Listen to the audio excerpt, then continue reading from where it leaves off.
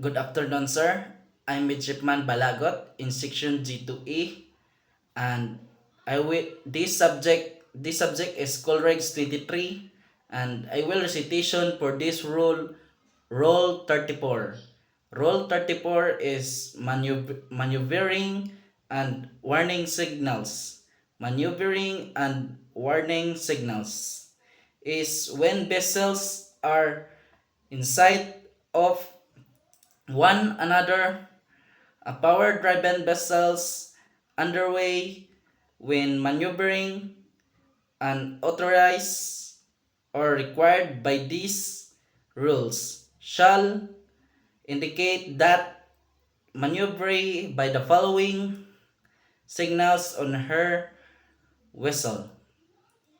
Two prolonged blasts follow by one short dot blast to mean I intended to overtake you on your starboard side.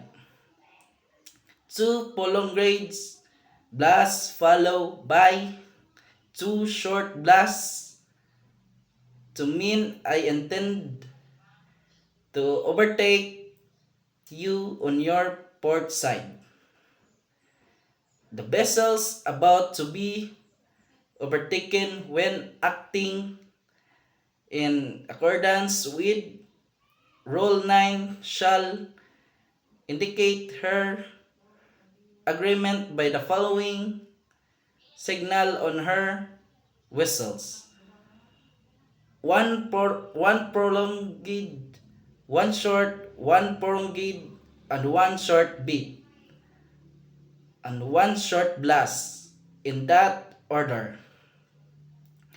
When vessels in sight of one another are approaching each other, and from any cause either vessel fails to understand the intentions of actions of one other or in doubt, shall immediately indicate shots about by giving at least 5 short and rapid blasts on the whistles. Such signal may be supplemented by a light signal of at least 5 short and rapid flashes.